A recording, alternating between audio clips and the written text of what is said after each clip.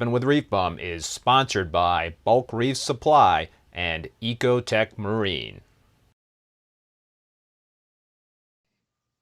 Hey, what's going on, everybody, and welcome back to another episode of Rappin with ReefBum. I'm your host, Keith Berkelhamer. So today I welcome back Remy, but this time he's representing Reef Builders. What's going on there, Remy? Not too much. How are you? Thanks for having me. Pretty good, man. I think the last time I had you on, you were rocking the Bahama Llama coral thing. You know, you got it. You got it. Yeah, we can talk a little bit about all that stuff for sure. Yeah. Thanks everybody for tuning in to the stream here. Before we start chatting here with Remy, I want to thank both Bulk Reef Supply and Ecotech Marine for sponsoring the live stream. I appreciate them supporting the show, and all you folks out there that are tuning in. As always, please hit that like button so more people can find the stream. And while you're at it, if you haven't done so already, it would be awesome if you subscribe to the channel. So, all right, Remy, man, I mentioned Bahama Llama Coral, which is your YouTube channel and Instagram feed. So the last time I had you on was back in March of 2021. That was 2.5 years ago. Wow. A lot has changed. A lot has changed, man, since the last time I had you on. Is that channel still active? That Instagram feed still active? Or are you just putting all your efforts at this point into Reef Builders? All my efforts are going into Reef Builders at this point, but I've had a couple people reach out and they've been like, "Hey, are you ever gonna do another llama video, or are you gonna ever, post on Instagram?" And it's like I would love to if I had the time, but even today, even an hour before this, I'm working on, the video that's going to be released on the Reef Builders channel tomorrow. So there's just a lot going on all the time. That plus Reef Therapy, it's just there's a lot of content to be pushed out at all times, and that all takes long time to edit and put together. So yeah, talk to us, man, about your journey, kind of like on YouTube. So Bahama Llama, coral. Then you were doing videos for Bulk Reef Supply, and then Reef Builders. Talk to us about how all that transpired. Gosh, I think I might have told this story in the last one, but essentially what I just, as I got into reef keeping more and more, and, I'd been keeping aquariums since I was a kid and really got into the coral side of things. I'd say 10-ish years ago, so I've been keeping animals in glass boxes for a while, but never like the coral stuff. So I started posting pictures on my personal Instagram account, and everybody was like, "What are you doing? What is this stuff? This is weird." So I made up we were in line at Disney World, and I was just trying to think of some weird name to call my Instagram channel for nothing but reef pictures and coral pictures and all that stuff. And that's where Bahama Llama Coral kind of came about. And as soon as you start posting that stuff, you find your community pretty quickly, because we're pretty niche. There's not a whole lot of us here, especially in saltwater. Freshwater is a whole different beast. But I started posting there, and then I was like, you know what, I'm starting to get into this more. I've got this. I had a tank for a while, and then I started up a frag tank, and I was like, I'm gonna just document this journey. So that's kind of where the YouTube channel started. And you can see the progression. I mean, like all of us who have any YouTube channel experience or whatever, the first couple videos are not awesome. Suck. Just kind of you feeling your way around and just kind of, and I've always been that way. I've never been the type of YouTuber that's going to like just give you a ton of information. This is mainly a narrative, a story of my experience and what I'm going through. And, if I come up with, or if I find any answers along the way, this is what worked for me. This is how I got through this problem. And that's kind of where the YouTube channel started. And then, you get into it. I've got some pretty extensive video, and I've working in radio and all of that, and then broadcast media. It's kind of like part of the daily gig. So just kind of put those two things together, and then you get the YouTube channel. So how did you get to be where you're at today in terms of being on Reef Builders? How did all that develop? Well, I think you know, with the bulk reef supply thing, that came up, and I don't even know what the year. I think it was 2021, maybe August. Randy, if you remember Randy from Bulk Reef Supply, had reached out and he was like, "Hey, we really like your style. We've been wanting to expand the team for a little bit on the video side of things, and would you want to come on and, or at least, you know, talk to Ryan and I about coming on?" And I said, "Sure, let's. I mean, that's awesome, right? It's kind of a dream gig to be like, oh, Bulk Reef Supply's knocking on the door. Okay, sweet." So I got on with them, and you know, they had very blatantly told me in the beginning that it was going to be mainly, you're doing products, you're doing product reviews, you're, you know, teaching people about products. And then maybe after I graduated from that, then I could do kind of the stuff that I'm more known for in the storytelling world. And we just didn't get that far. We got to, I think, 4 or 5 months in, and you know, shortages and money issues and all the things kind of compiled on top of it at once. I wasn't happy, and they could tell, because it's just not, like, I don't know. I'll do a product review. I'm there for it, but that's all I was doing, and it just wasn't. And Thomas does such a good job of it. He's just so good at it. There's no way to Top him. outshine that man. Yeah. And not that I was trying to, but he sets the bar so high. His process is crazy, and talking to him about it, I love that dude so much. He's one of the nicest guys in all of this industry. So, but yeah, so we just parted ways. It was amicable. It was fine. And then I think it was, you know, oh, man, it was several months after Jake had passed that I was told that my name had kind of come into the conversation of people that could help the, you know, as far as content goes with the video stuff. And even when Jake was alive, we had talked a couple times about maybe doing some collabs on, you know, Reef Therapy and things like that. He knew I was, you know, in the radio side of things. So we had talked a couple times about that. Nothing ever came to fruition with that. And I think it was a timing thing. And, you know, so that's kind of where that happened. And we got talking further and met Raj, and, you know, the rest is kind of history. So.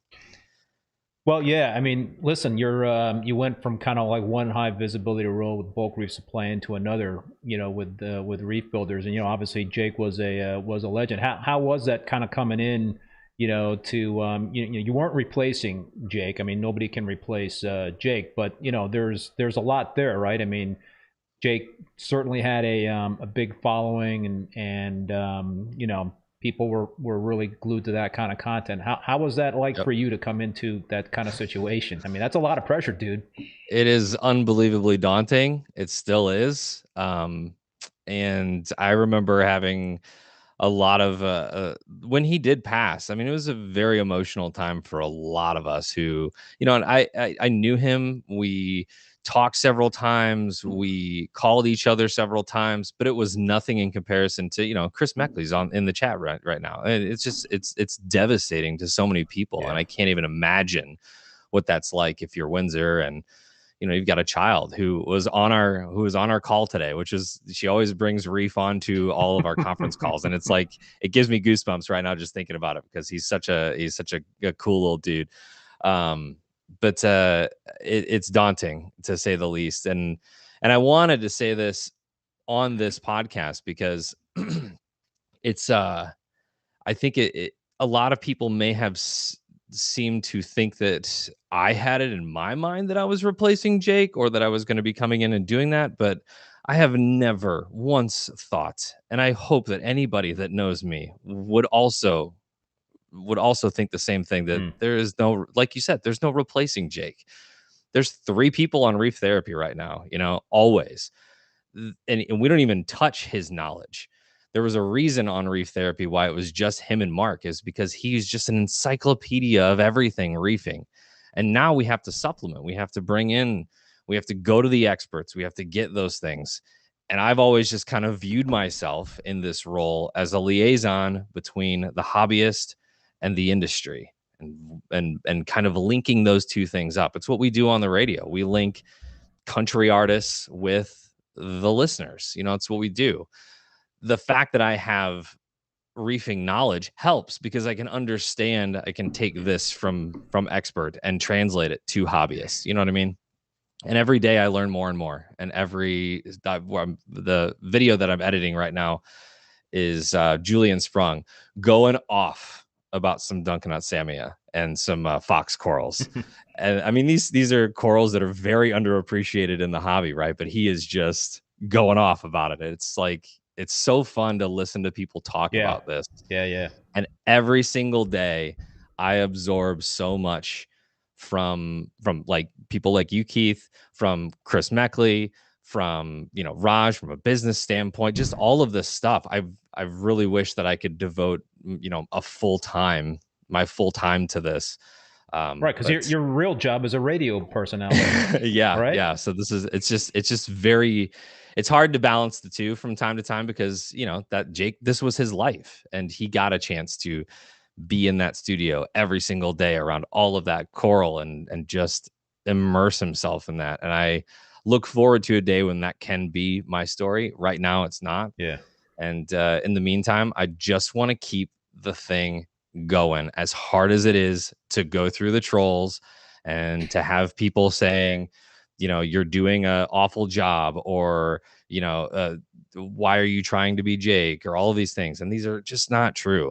I'm trying to carry this torch along with a great team of people, and, you know, Reef Therapy, obviously we want to keep these things going, and it's gonna be a rocky start. It just is.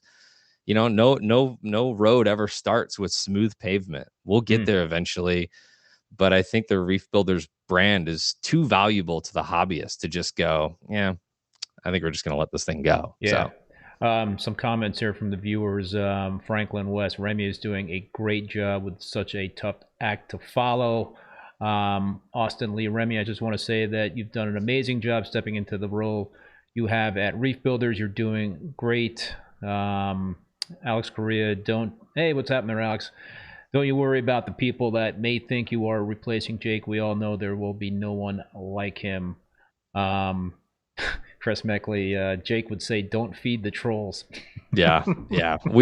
Chris and I have had some talks about trolls, but, you know, and I'm sure you've gotten this before too, just being out there and delivering information and being that liaison, Keith. There's always going to be someone that's, you know, got an issue with whatever you said. Yeah, it's tough, man. It is tough.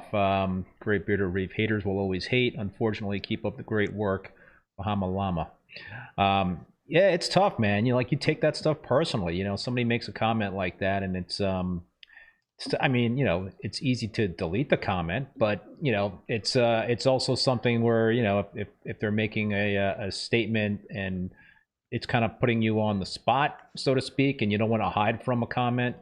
So yeah, it's you know, usually I think the best policy is to not engage with that sort of nonsense, because it's not constructive, unless there's some constructive criticism. But if they get personal, all that crap, then it's not constructive. It's just a bad use of our time to engage and respond to that sort of stuff. Maurice, you're doing a great job. Franklin West, Reef Therapy is amazing. I watch, listen to every episode. Yeah, what's the future with Reef Therapy there, Remy? What's the plan moving forward? I know it's been you, Raj. You guys had me on as a guest, which I want to thank you so much for. I had a lot of fun on that show. You've had Mark rotate in there, and some other, you mentioned other guests coming in. What does the future hold for Reef Therapy moving forward? Just going to keep on doing what we do, you know. I think like I had mentioned earlier, with Jake at the helm previous, it was just him and Mark, and there weren't a whole lot of guests that had come on. And I think that that's where, at least my plan is to supplement with guests as much as we can, you know, having Sarah Stevens on talking about Florida Reef Tract, and just kind of opening people's eyes up to what's going on in our backyard. Like, this is like devastating stuff. Or talking to Kevin Berta over at Top Shelf Aquatics. I think, you know, we want to get Taras on and talk about phytoplankton, the Bill Nye the Science Guy of phytoplankton. We've got some youth in the Reef Builders like article sector. A guy named Salem, who is all about, you'd love him, Keith, because he's all about bacteria and, you know, the natural approach to having a reef: less antibiotics, less chemicals, more natural, which is actually, we could talk about this a little bit later, the reason I am starting this 625 the way I did was because of some of your influence and some of Salem's as well, and just talking to reefers as well. But yeah, I think we're just gonna keep on keeping on with that. I know there's a ladies of Reef Builders that's gonna come out, just all ladies podcast. We'll be doing that in the next couple weeks. Mark is gonna be on the next episode. He's got a little bit of a announcement, so he's gonna be talking with us about that. But yeah, we're just gonna keep kind of doing what you do, but we'll also do like live stuff at Reef Stock, and I think we're gonna be at Aquaculture coming up here in Daytona, so there'll be some live opportunities for Reef Therapy as well. Very cool. So I'm noticing some other comments here. Insane Reefer Remy, I'm loving the Reef Therapy, everything from the knowledge to the humor. Yeah, I concur.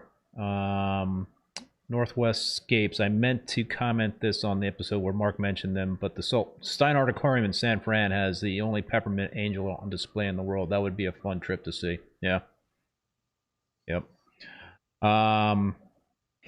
What was I going to say? So you've been doing a lot of traveling around, man, in terms of being on the road. I mean, so what percentage of your time, right? So you've got a full-time gig, but you're doing all this stuff with Reef Builders, yet you're also traveling around for Reef Builders.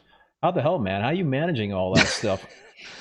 It's actually, so it probably looks like I travel more than I actually do. So the plan from the start, and this is kind of the plan that I had with BRS, but it never actually came to fruition, was, to travel maybe once every month and make it a long weekend.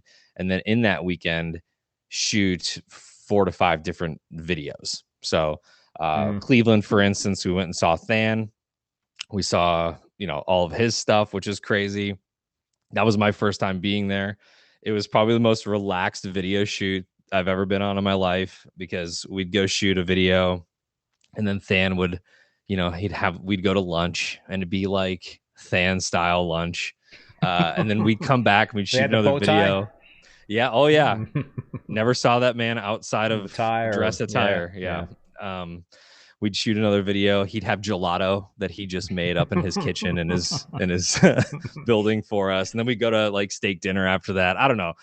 Wow, you're getting wined and dined. It's Than, right? This doesn't happen everywhere, but yeah. So like we shot 4 or 5 videos that weekend. We there's a recent video that we posted with Jeff, who's got a really awesome system in Cleveland, and he was awesome to talk to. Jeff, and his last name is Dick. Jeff Dick. He's got the Black Widow NEMs, over 200 NEMs in one tank.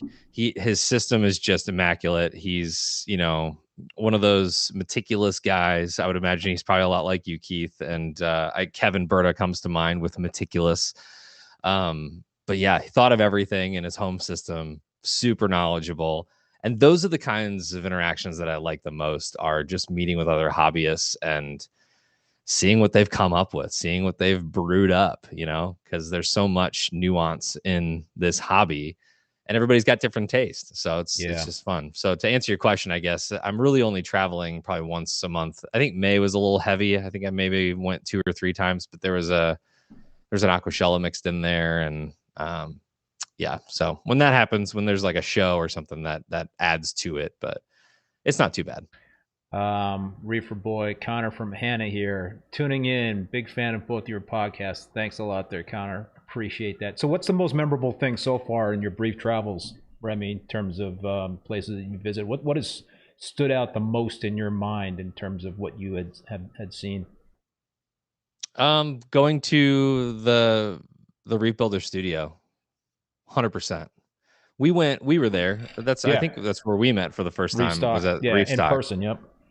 And there was a moment there, I think, for the VIP party that was at the Reef Builder studio that night, where we got a chance to go.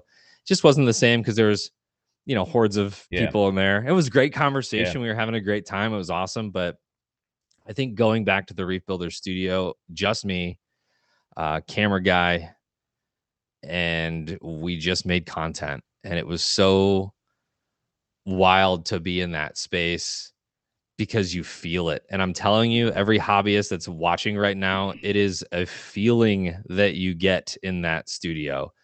And I thought everything looked great. I think the video that we shot, some of the color was off, but it wasn't the coral. I promise you, it was not the coral. It was the video, and that was probably on me.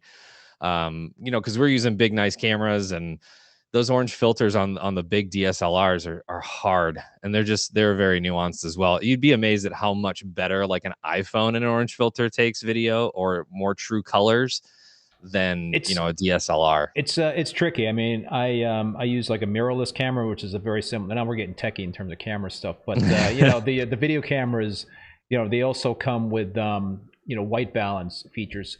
So I try to dial in the white balance on the different tanks, but it's hard because you've got depends on the spectrum that, let's say, the LED fixture is throwing off, or if you've got halides you're shooting. There were no halides in the Reef Builders studio, but at least I couldn't remember seeing any. So it's not easy because you could take the orange filter out and put it on an iPhone or something like that, and it will really wash out a lot of that blue light. But it's hard when you're using a more advanced piece of camera equipment to actually get that realistic representation of what you're looking at. But I agree with you, man. When I went to the studio back in last March, it was a real thrill. I think to kind of see what was built, by Jake in that studio, and all the different tanks, and just you can kind of see the how meticulous he was, and the love of the corals and the animals and what have you that went into it. So it certainly is a memorable place in my mind, place that I've visited. He was a superhuman for sure. I have 3 tanks here, 4 now, and I can't keep up. It's like it's hard to keep up with all that, and to think that he had, I don't even know what the number is, but it's 15 plus tanks in there, freshwater and saltwater. It's a lot of just straight up work to keep it looking like it does. And things have evolved a little bit there. I know that Jack, we were just talking, he's going to be shooting some video here coming up soon, because obviously I'm in St. Louis and the studio's in Denver, and I have a full-time job. So we're going to be training Jack a lot on getting some of that video content from the studio more and more, as much as we can. Because it's just growing, it's just sitting there growing. It's not, the mangrove lagoon is looking phenomenal. He moved the blue carpet anemone over there, like Jake had mentioned in one of his videos, that he eventually wanted to get that big blue carpet in there, and so he's moved that over. It's in definite need of a video update, so that's coming soon. But yeah. So we got Jim Telegram is in the house. What's happening there, Jim? Jim, go ahead and text Moki and tell him to get into the chat so you guys could have a super chat war with Remy and I on. Keith needs some cash. I'm just joshing. I thought that was funny. But yeah, so Jim is saying, I've hit the like button. Have you? There we go. Let's hit that like button. Nice. Peter T. Over now, we're getting into some Telegram jokes. Telegram with your pants on. I think one of his podcasts or streams, he didn't have his pants on. So I was texting with him before this, and I said I was a little bit nervous, for representing Reef Builders, and he goes, "Just take your pants off." So it must be a thing. Jim, stop telling me to take my pants off, bro. It's weird. Yeah, really. Chris Remy is asking, Remy, when are you going to come to ACI? Not to shoot videos, to embrace the farm? ? Yeah, we've talked about that, because I've told him straight up, Chris is obviously a wealth of coral knowledge as well. Both him and Jake, witnessing them talk to each other is a whole different experience. But I told him I didn't even want to shoot any video down there. I just wanted to kind of follow him around for a couple of days and just, have him yell at me and coral talk, as Chris does, and just absorb and just be there, because there's so much there, right? So, and he was also, in Jake's brain as well. So we got Mark Vanderwall in the house. What's happening there, Mark? So Man and Meckley is throwing this out here. Can't believe it will soon be a year that Jake is gone, Keith. You and Chris should have a tribute 3-hour live and bring some of his close friends in. No pressure, Miss Jake. And Mark Vanderwall, yeah, tribute would be awesome. Yeah, we should. That would be cool. We should think about something like that. How to pull that off. Yeah, for sure. All right. So in terms of so you mentioned the studio. Besides the studio, Remy, what would you say? Well, you could include the studio in this, but in terms of all your travels and what have you, what would you say A would be the most impressive coral you have seen in your travels with Reef Builders, and then B, what would be the most impressive fish? The king eye at the studio for sure. I love that fish so much. Happy birthday to Mark Vanderwall, by the way. It's his birthday. Oh, that's right. Yeah, happy birthday there, Mark. I wish him a happy birthday on Facebook. Man, I'm trying to think of like a solid moment. I mean, with the Goniastria at Aquaculture with Chris Meckley, I mean, walking around with him and him just showing me the 3 corals that really stood out to him, that Goniastria really took my breath away. I'm trying to think of like a system. I would say honestly, one of the first systems that I actually shot it for the Llama channel, but this was like all in transition. A guy named Paul in Indianapolis, who used to own a reef shop and now solely does maintenance, but he does maintenance for like a lot of high-end clients.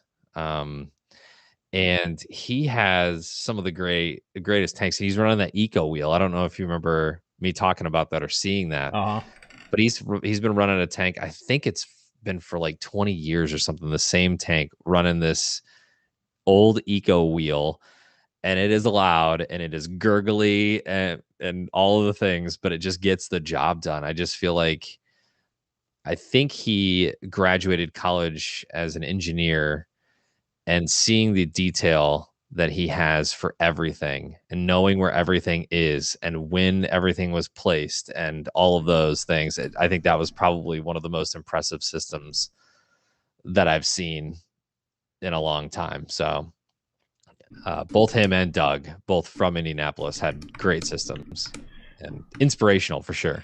So if you get a chance, go back and if you haven't seen those videos, get a chance and go look at those, because see that Windsor is in the house.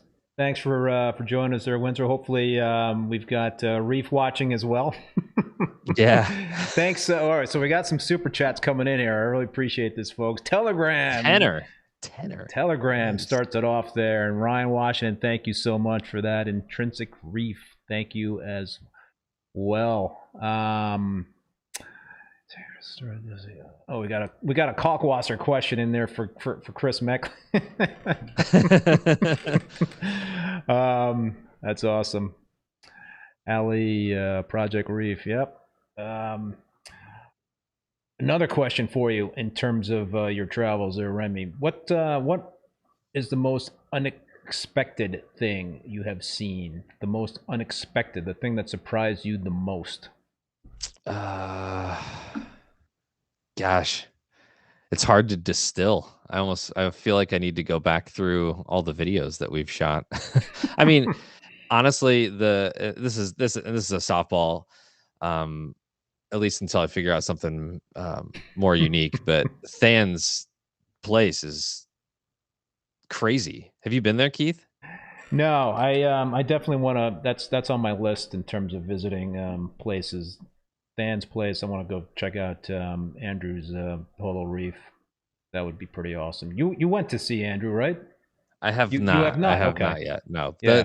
I believe the door has been opened, at least through Reef Builders. I've not ever talked to Andrew about going, but I think it'd be an awesome experience. I mean, he's said several times, anybody and everybody, I just want to share this, and I can appreciate that. So, but yeah, Than's attention to detail through both of those, both the greenhouse and the new building, it's out of this world. Like, I just can't.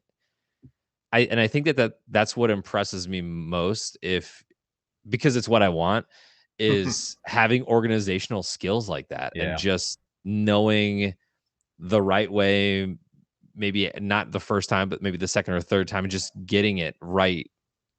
Because Than learned so much from the greenhouse to the new building. The plumbing is intricate. It looks great. The cords are managed. The lighting is on point. All of the tanks are on wheels. Like, yeah, I saw that. it's so user friendly, I think. But from an impressive standpoint, I think that's probably like to his whole operation. And then wondering just the enigma of Than, like how how He's an impressive dude.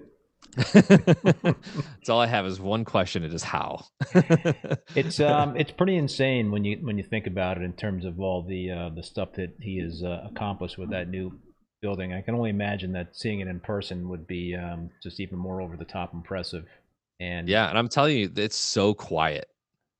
Like, you could probably hear my system in the background. I can kind of hear really? yours in the background. Yeah, it's so quiet in Than's. Like, you walk in the door and it sounds like a conference room. I am the worst in terms of keeping quiet reef tanks. That's not something that I strive to do. I almost kind of like the relaxation of the water in the background. So people always like reach out to me as like, oh, what kind of like overflow box and drain setup do you have with the with your fish tanks, and do you have the the Durso set up, or the bean animal? And I was like, I just basically have external overflow boxes. I've got two 1.5 inch drains that there's nothing fancy in there. I've got a lid on each of the overflow boxes. They're glass overflow boxes, and that's it. So they do make some noise, and I've got open top tanks. Yeah. So yeah, it's never really bothered me either, but yeah, Than has skimmers sitting on soundproofing, so yeah, that is crazy. that is a little over the top. So what do I want to ask you? All right, yeah. So we were talking before the live stream. You guys, Reef Builders, had posted something about Paly's and the dangers of keeping those corals. Talk to us about that, man. Interestingly, it seems like there's different opinions about keeping that coral in reef tanks. Yeah, I first of all, I want to say that Jeremy, our lead writer at Reef Builders, is kind of also in charge of those posts. And he loves to post up questions. I mean, that's you want to get people talking on Facebook, right? You want to get some interaction on Facebook. And so he's got great ones up here, like who's your favorite angelfish, or things like that. But this one, I think because of the text on the actual, I'm looking at it right now, danger coral, very bad coral. And it's the big Paligrandis, it's the the nuclear greens and those kinds of pallies that are kind of known for making people sick if you mishandle them in any way, shape, or form. And yeah, it's just interesting to me that, like, I've never been hit with Palytoxin before, and I've done plenty of frag sessions, even on the Llama channel. I mean, I feel like as a more green reefer, you kind of tend to lean more into those beginner corals, and I would classify a Pally or a Zoa as a beginner coral. It's really geared towards, there's a lot of media attention around that, geared towards the beginner. I think someone said it's a nuanced thing. It's not like it's going to affect everybody in the same way, but you got to be careful, and it doesn't exist until it does. And I think that's the biggest thing is like, there's so many people that are saying that why are you spreading misinformation or whatever, and it's like, no, we're not. It's like, this is legit. Like, Windsor's in the chat right now, and she's the first comment on here that says, I've been hit twice by this, and she wasn't even fragging it. It was on a frag rack that she was cleaning. But yeah, it's just interesting. We were talking about the different opinions, how one reefer can think this, and then one reefer thinks the exact opposite thing. And I think that Palytoxin is one of those things that doesn't exist until you've been affected by it. And then you're like, oh, I get it now. You know what I mean? Yeah, I think, and somebody in the Amanda Meckley brings up a great point. It's a great reminder to be careful for new hobbyists, because I had those Pallies when I was a new hobbyist. I remember having those things in my reef tank, Yeah. and I didn't even know what they were. They grew really well. They looked really cool.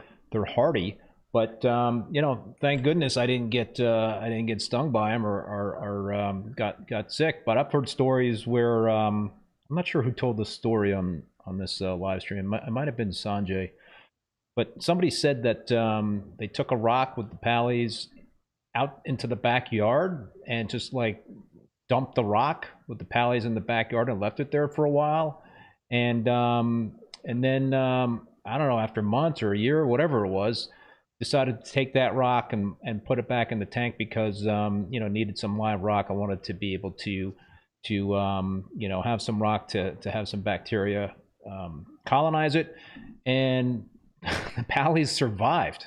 Somehow the Pallies survived. That's freaking crazy, Yeah. that they came back in that rock and somehow survived being in dirt in a backyard someplace to resurrect themselves. That's some scary shit. Yeah.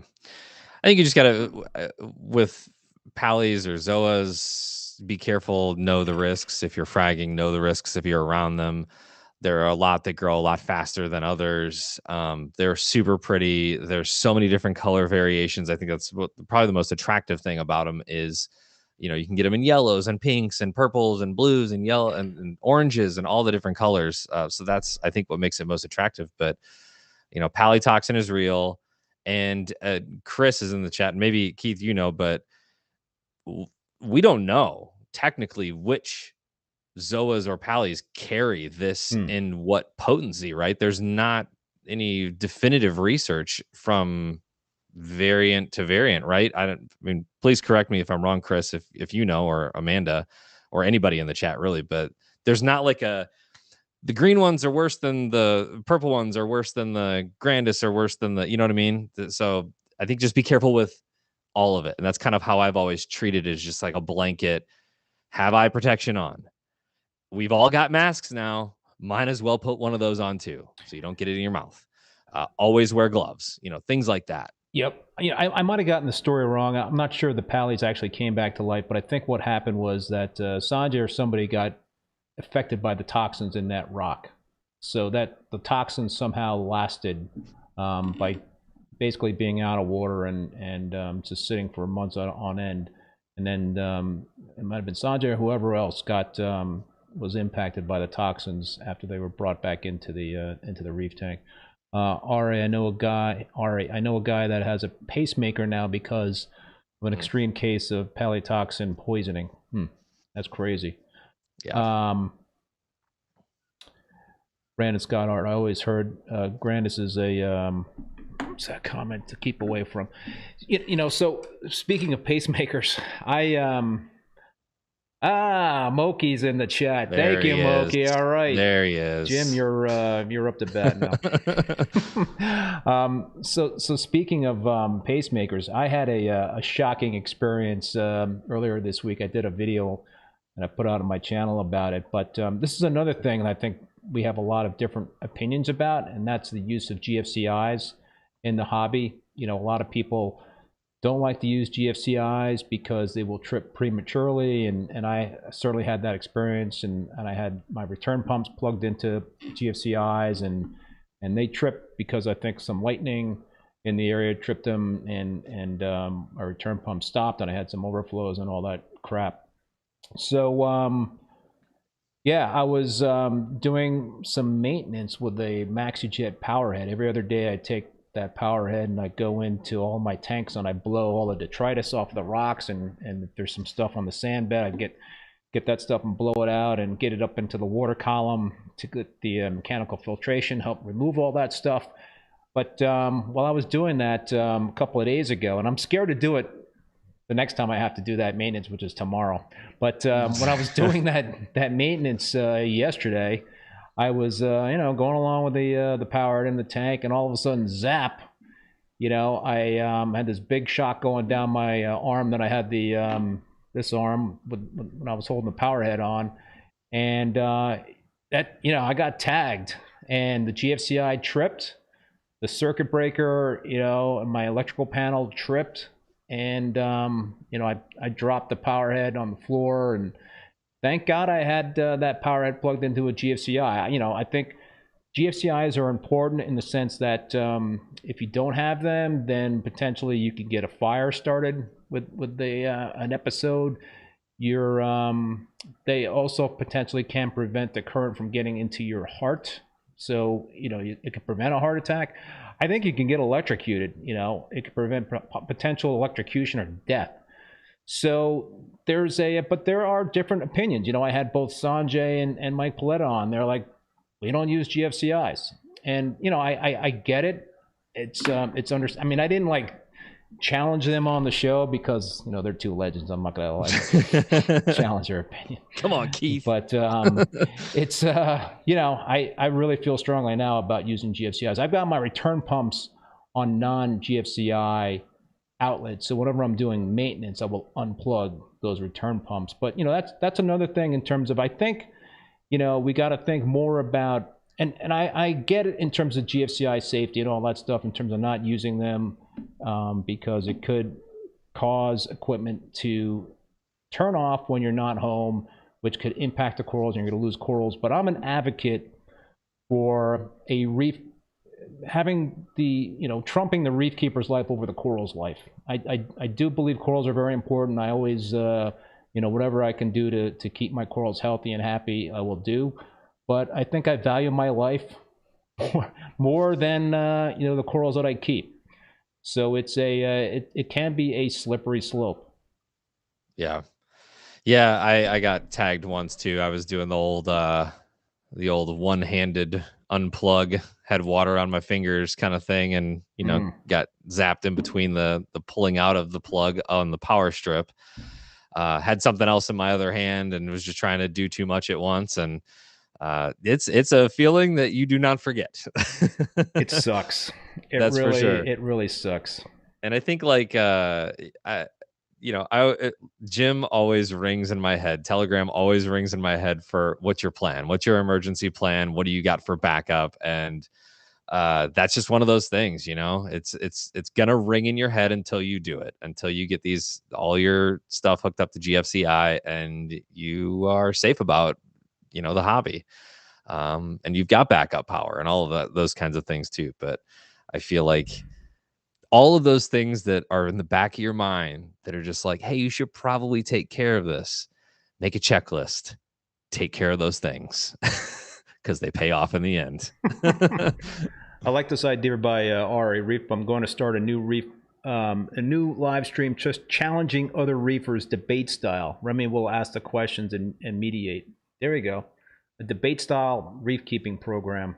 I like that. That would be interesting. Someone had suggested on the last Reef Therapy that we did, I think his name is Trevor. I don't want to mess up his name, but he had said, because we were talking about this whole idea of, do you start a tank from live rock or live sand, or do you just go completely dry?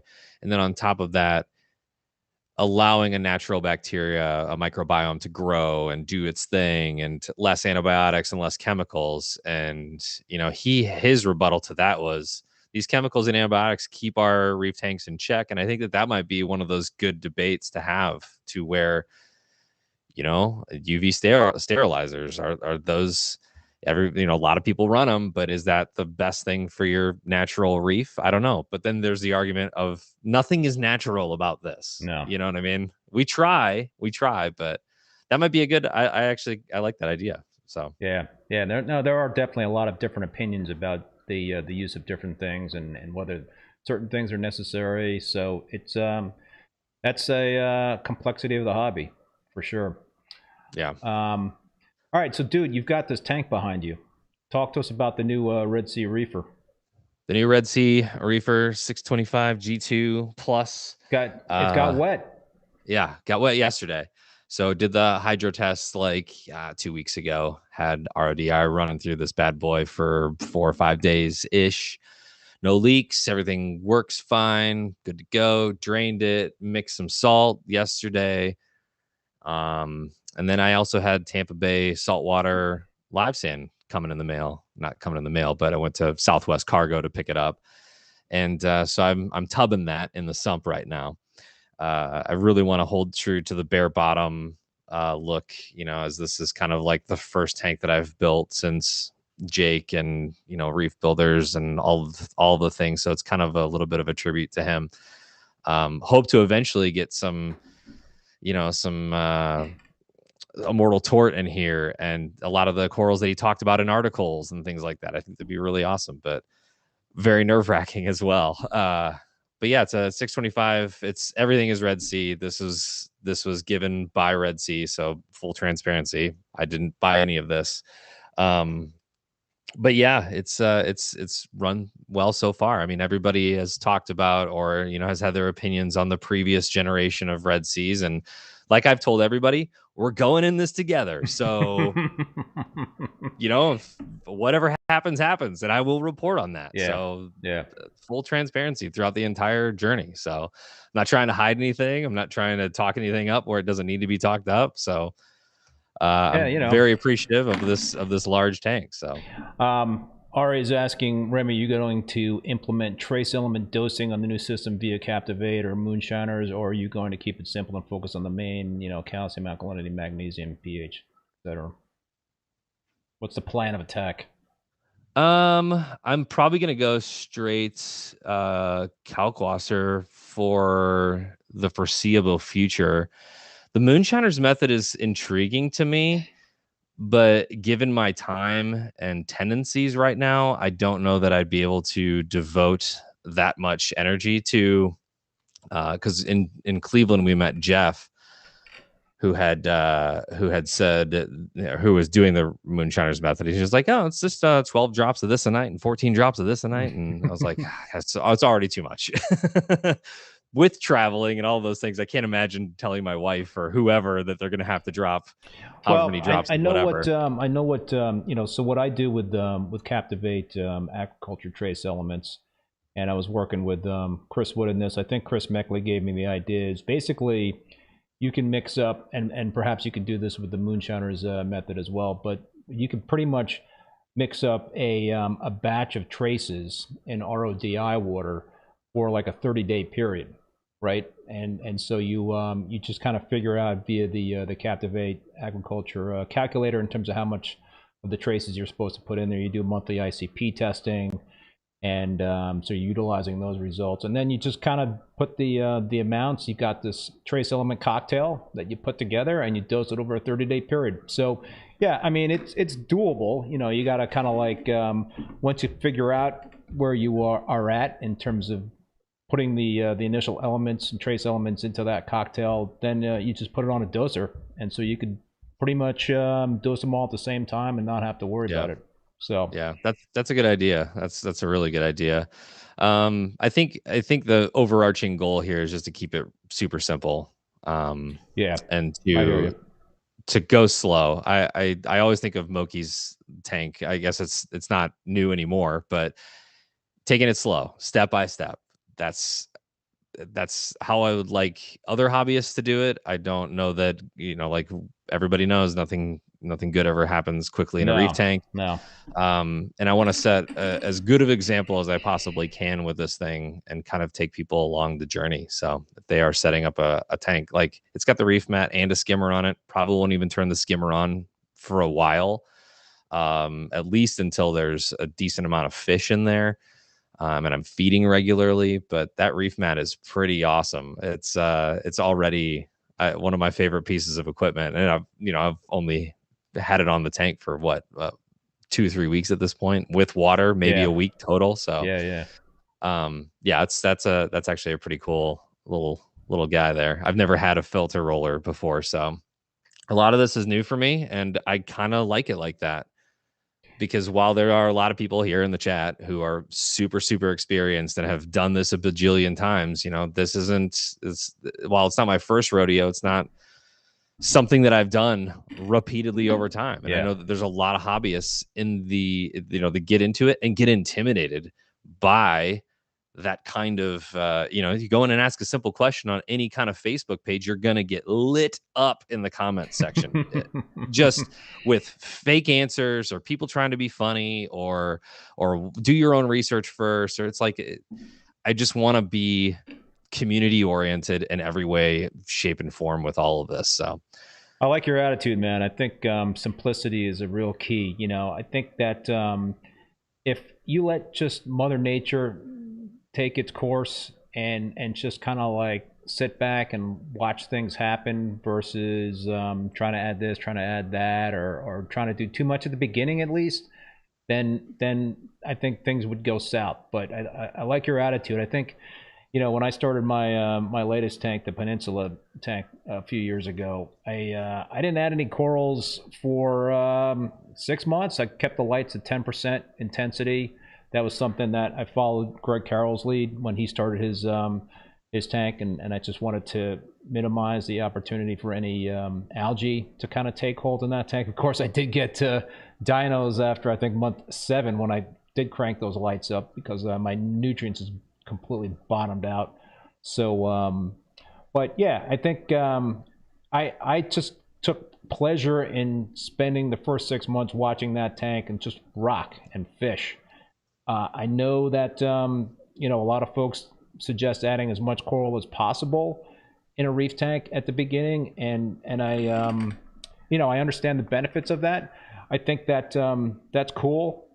I don't like to I've advanced far enough in the hobby where I think those kind of corals that you would put in a tank right from the get-go wouldn't be the collector type of corals that I like to keep.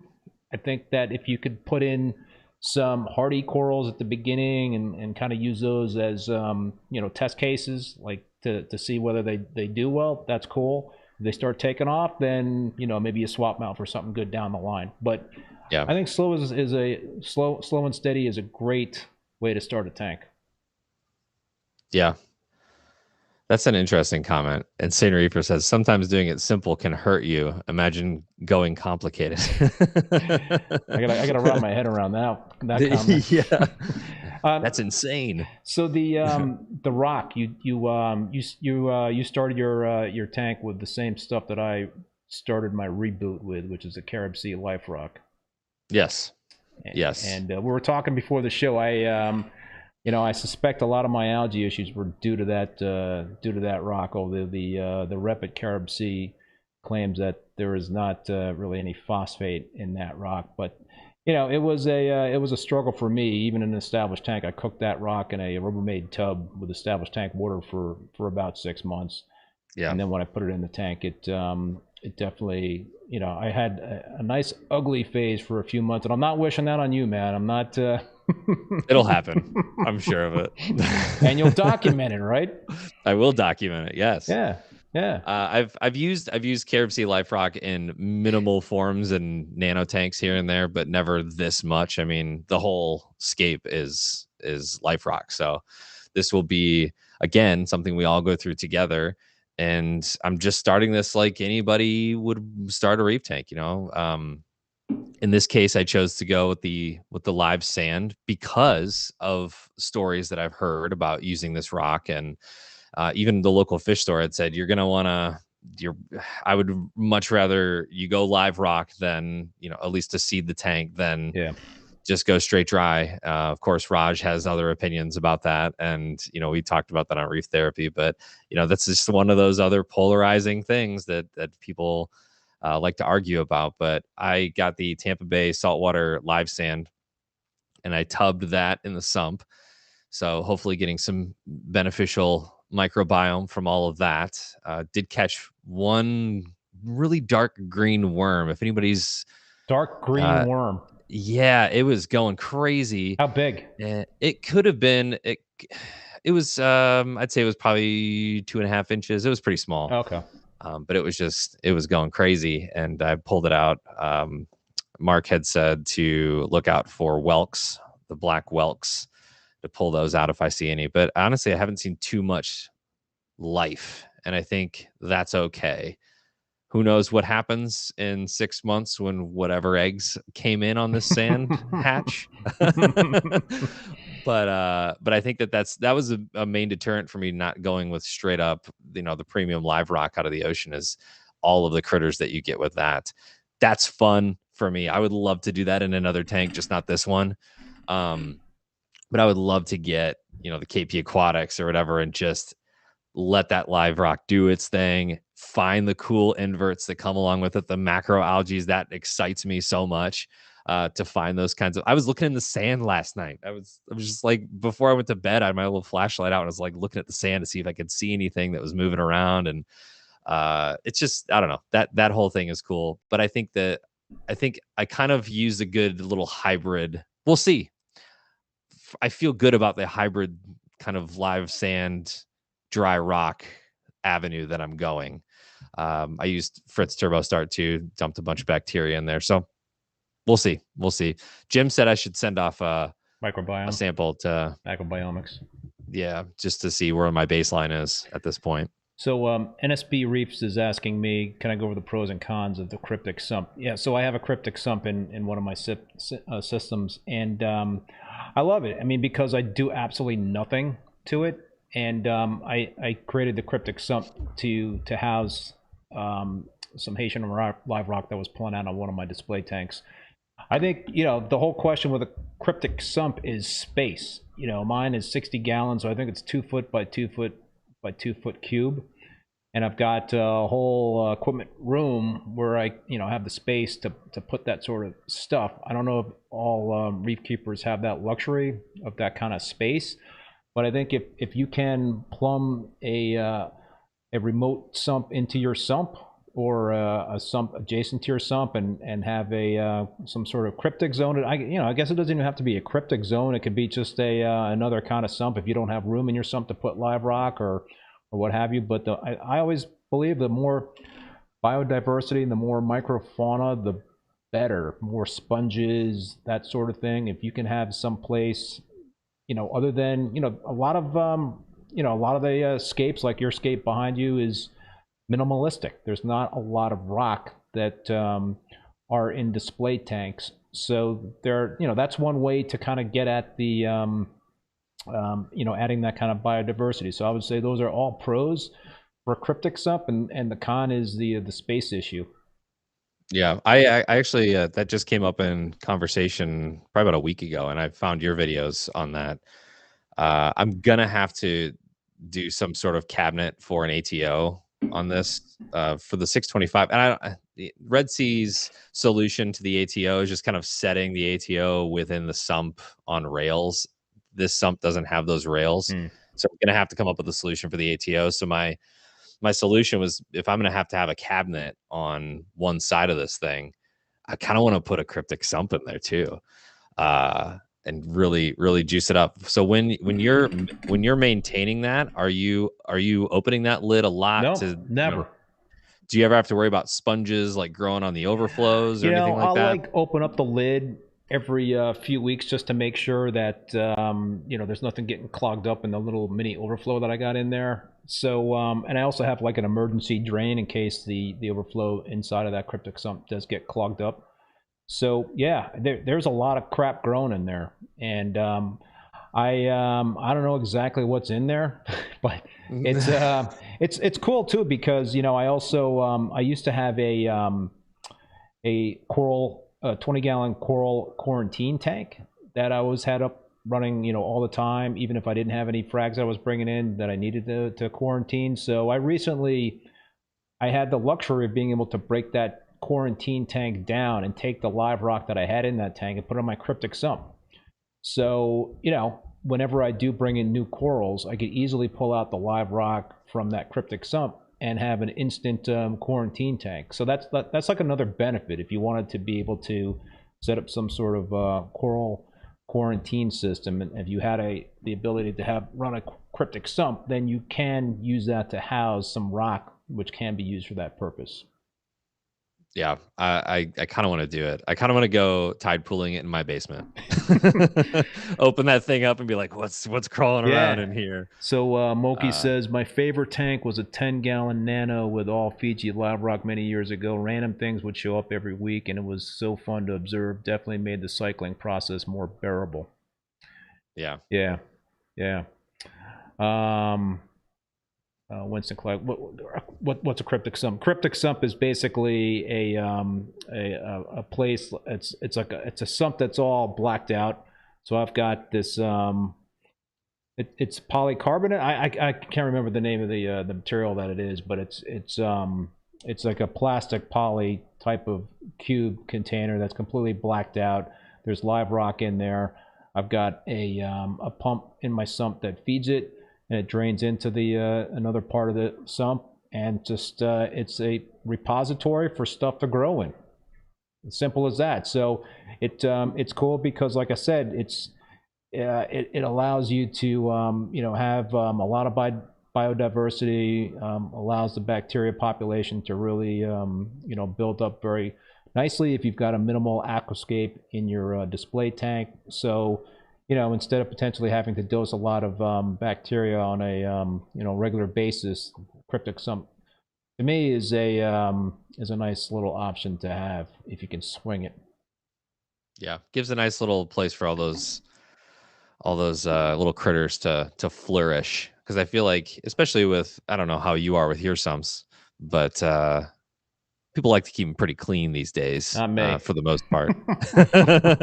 Yeah, I'm not I think I'm going for more of the clean look after having had a really messy refugium in the last tank. It just, I had a lot of the blocks in there, and it just became this essentially just a place for corals to go that didn't fit in the frag tank anymore, and then it just became overrun with everything and anything.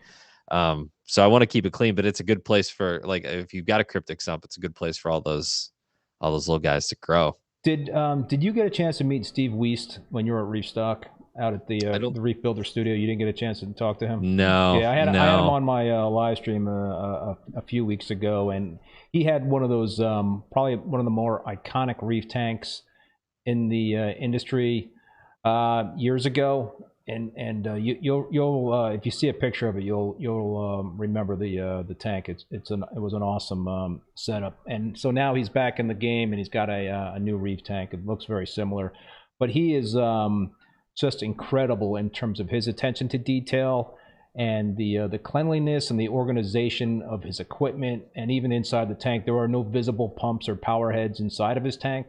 But the reason why I bring him up is because he does, whenever he does water changes, I think it's weekly water changes, he will drain his large sump and wipe it down, clean it right out. So that's taking it to a whole nother level. Yeah. I don't know. There's something very satisfying about that for me. Like if the cryptic sump is the place where all of the things live that you need from a microbiome standpoint, from that bacteria and all the little sponges and things like that, and you don't have to see it, only when you want to see it, kind of thing. I like that idea. I like that. So if I've got to have a cabinet, I'll have my ATO, and I'll also have my cryptic sump. Yeah, I love that. I just gotta figure out a way to engineer that and make it all plumb into the tank. I don't see any negatives other than the space issue. I mean, I think people like always asking me, what about detritus buildup and stuff like that. I don't really see a lot of detritus building up in that stuff. I never siphon the thing out. So, and I'm always struggling to keep my nitrates and phosphates, up. So it's not a detritus trap for sure. Yeah. Any issues with I mean, I guess you wouldn't have any issues with anything that's photosynthetic, right? So yeah, there is like some feather dusters in there and other things. I mean, I think I did a video on it, and somebody made comment about some sort of critters that were in there. I was like, great. I was like, I don't know what they are. You should go tide pooling at some point on a new video in your cryptic sump. I'd love to see what's in there. So how did you yeah, exactly. How did you prep your Carib Sea Life Rock for the tank? Did you do anything special? I didn't. That's where I'm most nervous. And that's the thing is with, another thing that goes along with making weekly videos and keeping up to pace with everything is not having the 3 to 6 months to cook the rock, and not having all of that time to take it as slow as I would like to. And I think that was another reason that I went with the live sand route is just because we'll see what happens here, because I'm obviously going to cycle without lights on or anything like that. I know that can be a controversial subject for people, but I don't want to promote any nuisance algae when I don't have any utilitarian, herbivorous fish or inverts in there yet. You know what I mean? So thank you, Reef Exotico by Luis Aceves, for that super chat. The comment is, just made it, still getting used to the new schedule, Senor ReefBum. Remy, when in Denver again, come to my restaurant not far from the studio. Raj and Windsor know the way. Bring Keith too, and tequila. And and he also says Meckley can come too. What's going on with the restocks? I know you guys were going to have one in Chattanooga, but then I guess it was just kind of a big challenge to get it, to pull it off so quickly. Any update in terms of the restock Denver? Anything? Reefstock Denver is still on. I don't know the exact date off the top of my head. March, I think. I don't know if Windsor's still here, but if someone can look that up. But it's just on the Reefstock page. Chattanooga is still happening. I believe it's just they unfortunately couldn't get dates quickly. I mean, anybody who's in the convention business knows, well, you got to look out for major holidays, other reef conventions that are going on at the same time, plus the convention center's availability. All of those things play a role, and I don't think we could get back into Chattanooga until August, I think, of next year. That's gonna be hot. Yeah, but I was getting so pumped for Chattanooga, and I was so ready to go because I've never been, and I've heard so many great things about that area of the U.S. So yeah. But yeah, the next show is Denver. I've heard rumblings of other things that maybe that there could be some other things happening. I can't talk. I'm not going to say anything, but yeah, Chattanooga will definitely happen again next year. It's just there's I think several factors in that decision, but that's above my pay grade, so I'm out of that. Great Beer to Reef, Great Beer to Reef, Paul. Restock Denver, March 2nd and 3rd, 2024. Thanks, Paul, for the there you go, the dates. So, all right, talk gonna be brutal. 3 shows in a row. Champion Lighting Supply. Intrinsic Reef. I'm going tide pooling this weekend in Washington. It's been too long. Tide pooling as a kid was a huge inspiration for my reef keeping adventure. Yeah. It's I've never awesome. done that. It's so fun. There's just, and I think that's, I'll never forget the first time when I harvested my first rotifer culture. And I remember getting emotional in the basement, looking at all these tiny forms of life. And I was like, this is like the very bottom of the food chain. This is where it starts. But seeing all the critters that can just make the tiniest spaces their home is just fascinating to me. And I will say that I'm in the middle of the country. I'm in St. Louis, so I don't get the chance to go tide pooling like ever. I guess I could go down the Mississippi River, but there may be human body parts. Type of tide pool. Yeah. But yeah, the just going there. I remember on our honeymoon, my wife and I's honeymoon, they had a bunch of faux reef, and they just kind of imported it so that they could break the waves in this area. And at low tide, all of these tiny little holes would fill up, and there would be a mini ecosystem in each one, like fish and crabs. So and cool. It was so awesome. You go out there at night, and it was a whole nother kind of life. I've actually taken that kind of idea, and I do that with the kids. Or we've been, the kids were at home for the summer. We go out when it got dark outside, and we just go out with a flashlight around the house. And it's just amazing the wildlife that you can find out there. There are toads and frogs and snakes and giant spiders and all the things. And we'd take pictures of everything and come back in, and we'd Google, see what the spider was if we didn't know what it was. And I just think that that's the kind of stuff that inspires the next generation, that inspires me as well to just continue doing this thing. So yeah, so cool. Anyways. Moki, thank you so much for that super chat. He says he's got to catch the rest in replay. Thanks for the great chat. Remy doing a Is Remy doing a giveaway with his Bahama Llama weeping willow? Yeah, Moki, it's been haunting me because I think the last video I did on the llama channel, it was if we reach 20,000 or 25,000, then we'll do a weeping willow giveaway. So I'm staring at 2 large mother colonies in the lagoon tank right now, and I just like, you guys have all been doing such a better job at fragging this and like making it available amongst hobbyists. I'm doing a terrible job at this, and I get messages about this circle fighting every day, and yeah, I just need to do a better job of that. But yeah, we'll do a giveaway at some point for sure. Are you still selling corals? You still going to swaps to sell corals? It was kind of like a little experiment for some content on the channel. I think I did 3 total, and it was just, you know, What was that like? clippings that I had. I had an acrylic guy in town make me a little frag tank with the llama logo in it, which is really cool. And I don't know, it was always fun. You know, you walk away with you know, $1,000 or so after hanging out with friends all day. I think that's a good day. You know, if you can get out of there without spending it all on other corals from other vendors, it's been a good day. But it's stressful. I will say that that's like the one thing. I remember after my first marathon, I told my wife after I was done, I was like, hey, remind me to never do this again. But then you get the itch again. It just comes back. And I don't know what it is. You know, the pain and suffering you went through, and you end up doing it again. So I did the frag swap probably 3 times total. And every single time leading up to it, I was like, I'm not prepared. I'm not ready for this.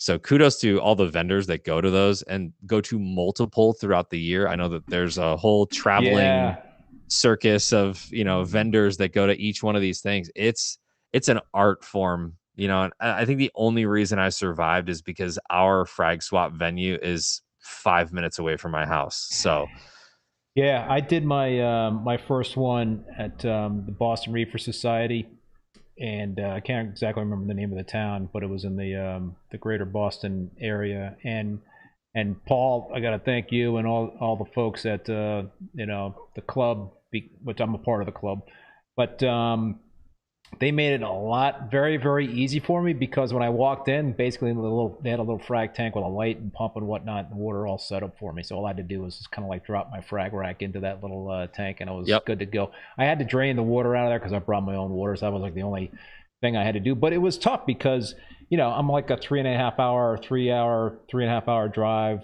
you know, from my house here in Vermont to Boston, so I had to get up really early in the morning and put the I basically had the frag rack all prepared with the frags on it, just put it in a Tupperware bin with a lid on it, and just I think 3 buckets of my tank water, and transported it in the car. But I don't know how like those larger operations manage it.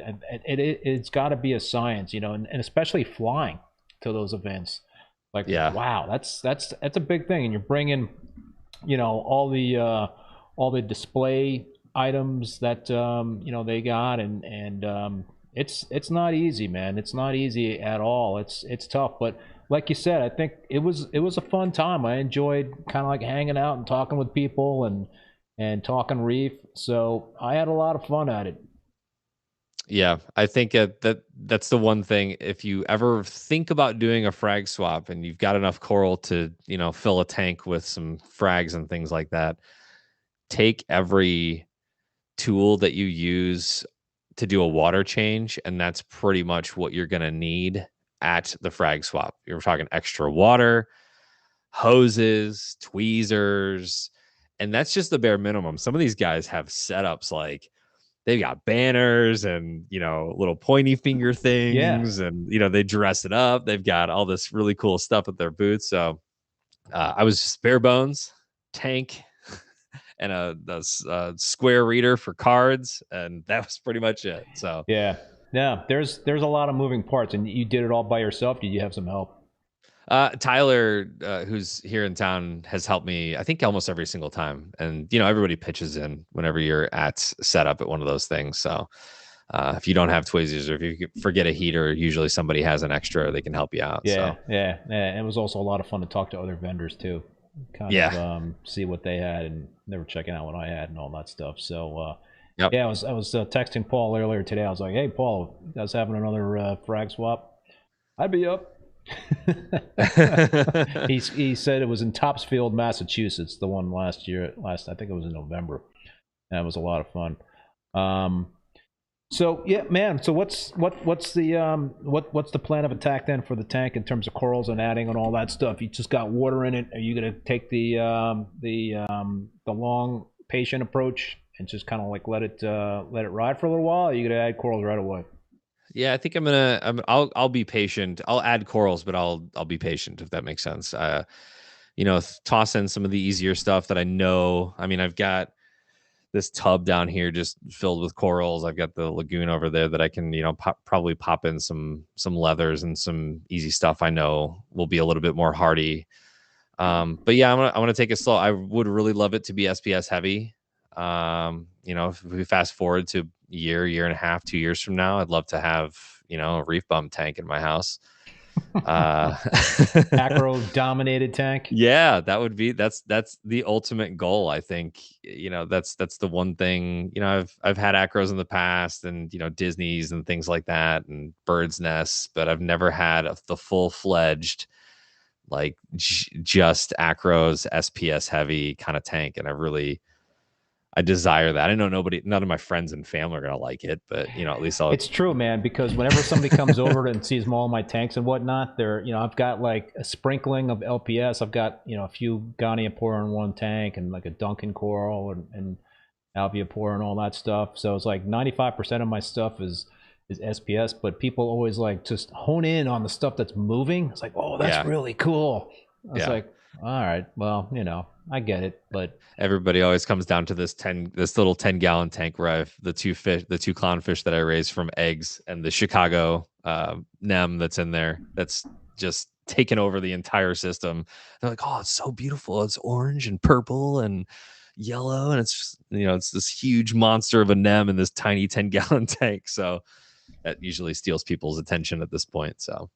But yeah, I'll probably take it slow and work my way up. Like I said, just adding one thing at a time, handle it, master it, next thing, kind of go from there. Well, so. I like the fact that you got a bare bottom tank there, because if you do eventually want to go SPS heavy, I think that's a lot of people have great SPS dominated tanks with sand, but I used to be a sand guy. Now I don't have sand in any of my tanks, and I just feel that especially with the Peninsula tank, if I was blasting a lot of flow in there like I'm doing right now, I just wouldn't be able to keep sand in that one spot. So it's just something you got to kind of get used to. Have you ever had a bare bottom tank? Well, the 10-gallon is a bare bottom, but that's not really a good representation. But no, I have had tanks that I started with a bunch of sand and then eventually they became bare bottom. Yeah, right, because it just got blown away.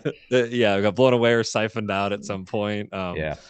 But yeah, I do like the fact that I'll be able to turn up these gyres, max capacity and just have that current ripping in there. I think that's one of the major keys with a SPS dominated tank. So it'll be interesting to see how I like coralline on the bottom glass. Or I mean, are you cleaning that? Are you no just letting it go? I just let it go. And that was the whole thing when I was keeping like sand in my tanks. It just, I never like maintained, there was a lot of debris on the bottom of my sand beds in terms of like dead snails and dead fragments of coral and this, that, and the other thing. So I never like spent the time to maintain a sand bed, and I do admire the beautiful sand beds that some folks have out there, and they work hard at it. It takes a lot, I think, to keep a pristine sand bed. At least that's my impression. I've never been able to put that kind of time in to do that, but I kind of like the bare bottom. I just get a lot of coralline algae on it, and it it's not like something. I don't think it's an eyesore. I think it's just when you're growing a lot of corals. I mean, I got like a lot of encrusting Montipora that are pretty much covering the bottom of my tank in the Peninsula tank, and that's kind of a cool look. Yeah. Yeah, and I'm kind of leaning definitely more towards the coralline on the bottom glass, just because you can see on these reefers, you can see the foam mat that they have on the stand, and you can see the seams Yeah, through the glass. So if we yeah. can, cover that up as soon as possible, that'd be fantastic. Um, anything else, man? I mean, lighting wise, what do you got? What do you got going on in that tank? Oh, these are the beautiful red C160s. So giant boxes of light. Gotcha. I've heard mixed reviews, but again, we're going on this journey together. I hear you. Testing will be done. Anecdotes will be given. Stories will be told, and those are just you send me something, that's just what's going to happen. So we'll go through this all together. And I've heard obviously mixed reviews on the Red Sea lighting, and again, I have not formed my own opinions yet, so I can't give you anything. I know that so I have it on full white right now. And just messing around with the app. I mean, it seems pretty intuitive with, you don't have as much control. I think it really just gives you white and blue. So you got to kind of mix those as you see fit, or as, from an aesthetic standpoint, what you like in your tank. Whereas, in a lot of the AI stuff or ecotech, even, you can choose the different diodes, the greens, the reds, all that kind of thing. So I think, we're all big nerds and like that kind of control. But I think for the average hobbyist who is getting a Red Sea, they kind of just want plug and play, ready to go. So again, we'll see how that goes down the line here. But yeah, I'm going to keep that for lighting for now, as long as it does the work. May supplement later down the road, but we'll see. I hear you. Yeah, no, for sure. All right, dude. Anything else you wanted to mention about the build, or anything else we haven't talked about tonight? I don't think so. We covered a lot. Yeah, I think we covered a lot. I do want to say, like, if you have any suggestions for video ideas or anything that you want to see, this is something that we're constantly talking about on the Reef Builders team. I know Windsor's here now, and we'll be doing more stuff at the Reef Builders studio. So I'm very excited to do that. I'm hoping to get back at some point here in the near future too, to just be there and document all the things. But yeah, if there's any suggestions that you guys want to see, please hit me up on the Reef Builders Instagram. Windsor hangs out there with me on the DM, so we see all that kind of stuff. Yeah, but like I said in the beginning, I just want to be a good representation of the Reef Builders brand and keep this thing going. Never once claimed to be an expert at anything. Never in a million years would I compare myself to Jake, and I just want to be the liaison between the hobbyist and the experts in our hobby, and I think my unique skill set is that I kind of bring that broadcast and that hobby together, that my professional life with my hobby life, and kind of melt those two things together to kind of, come up with a nice little happy medium in there. So as long as I can continue to do that, I know that I'll be sponging a bunch of information along the way. Definitely going to go hang out with Chris Meckley here at some point and just go hang out with him for some days and hang out with the family and all that kind of stuff. So I do appreciate all the positive support that we've received as we kind of try to navigate this bumpy time, as the road smooths out eventually. But I want to say, not just because Windsor is watching this or because she is here, but that woman is amazing. She has weathered so much and is still on calls with Reef, smiling and happy. She's still doing her thing and is one of the sweetest people I have ever met in my life. So if you don't know Windsor, just know that she is one of the sweetest people I've ever met in my life. So I believe she said, "We love you, Remy." I think that that's a comment from. Listen, man, I think you've been, like I said earlier, I think under very, very difficult circumstances, you've done an absolute great job, and I want to commend you for being in that sticky situation and being able to navigate through it the way you've done.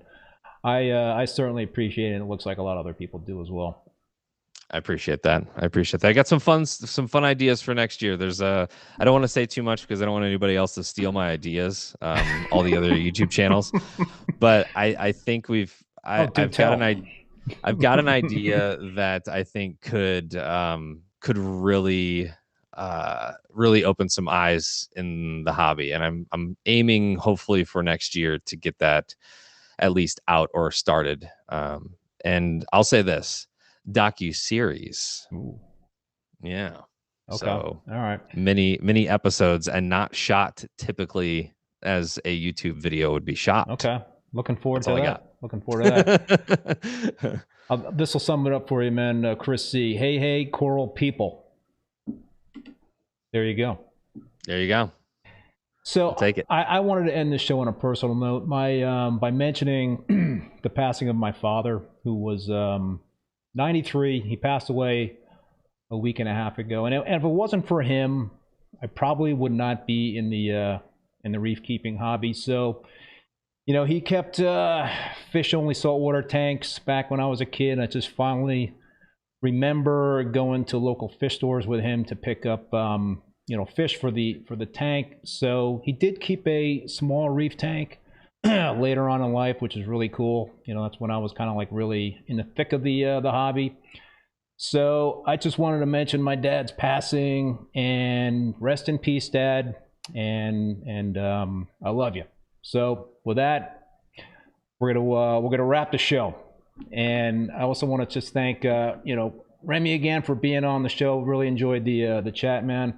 And I also want to thank both Bulk Reef Supply and Ecotech Marine for sponsoring the live stream and supporting the show. Also want to thank all you folks out there for tuning in and contributing via the chat.